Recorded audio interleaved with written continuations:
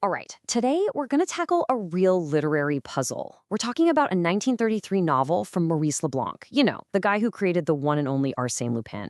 But this book, Victor of the High Society Squad, has a major identity crisis. And that question, it's really at the very heart of what we're talking about today. Because here's the thing. Depending on who you ask, this book is either one of Arsène Lupin's greatest adventures or, and this is wild, a story where he's not even in it. Okay, so let's start with the most common take on this book. This is the one you'll probably hear the most, that it's a totally unique and brilliant part of the Arsène Lupin story. But, yeah, there's a pretty big twist. See, instead of following our charismatic hero, you're actually seeing the whole thing through the eyes of the cop who's chasing him.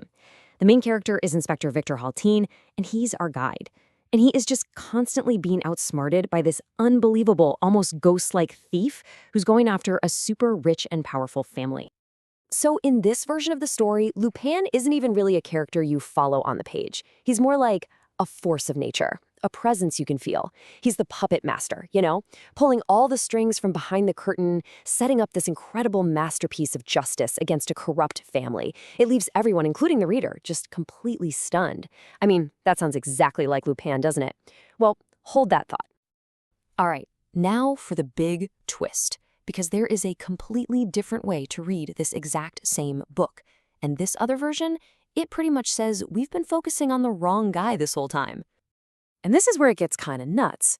This other reading claims there is no Arsène Lupin in the book, like at all, zero. Instead, it says the novel is a gritty, grounded Parisian noir, a classic police procedural all about blackmail, conspiracies, and crimes committed by the respectable upper class. And this right here, this really lays out the whole puzzle perfectly. Just look at these two columns. On one side, you've got Lupin as the hero in this big mythical adventure. On the other side, the hero is Inspector Victor, and the whole vibe is a dark police thriller. So, how can one book be both of these things at the same time? So that's the big question we've got to figure out. And to do that, I think we need to step back from the massive legend of Lupin for a second and actually look at the guy whose name is on the cover of the book. Okay, let's dig into what's actually happening in the novel and meet the real star of the show.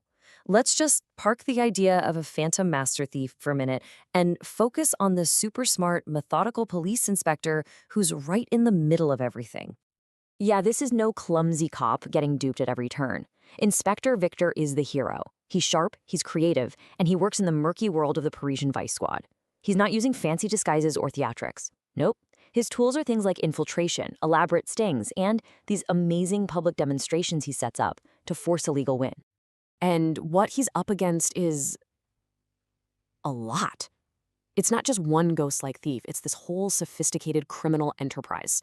A whole network of people, from a powerful guy pulling the strings to a crooked doctor.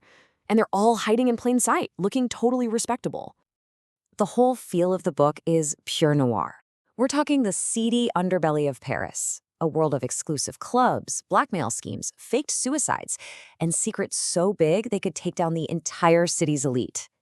This is Victor's turf, and he knows exactly how to handle himself in it. So let's talk about the criminal plot at the center of all this, because it is genius. This isn't your typical heist for jewels or money. They're stealing people, and they're doing it legally. These criminals, they run their whole operation like a slick business. It's like a production line. First, they pick a target.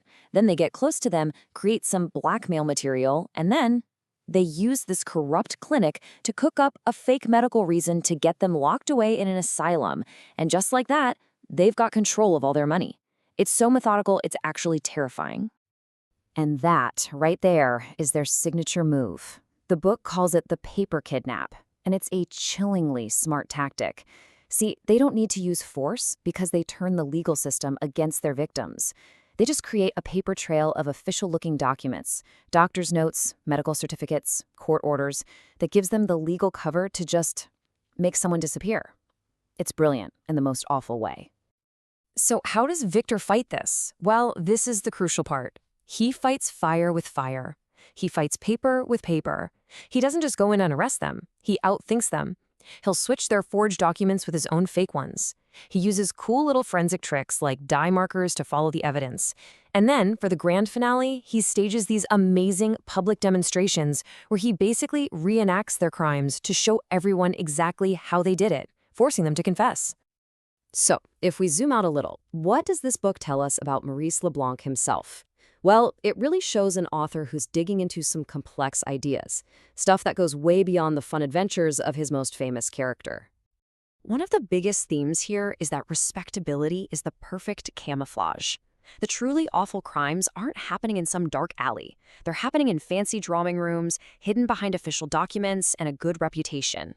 The real bad guys are the so-called pillars of the community. And the book is also obsessed with the idea of theater as a weapon. The criminals put on these elaborate shows, staged suicides, fake kidnappings. But Victor, he turns that right back on them. He stages his own public performances and reenactments to bring the truth to light and get a conviction. And finally, this really isn't a story about some vague grand idea of justice. Victor's mission is much more grounded, and you could argue even more heroic. He's not trying to make big moral speeches. His whole thing is about making the law, the actual system, work the way it's supposed to protect innocent people and put the bad guys away. And he does it with pure cleverness. So, at the end of the day, we're left with a pretty interesting question. I mean, the legend of Arsène Lupin is incredible. No one's denying that.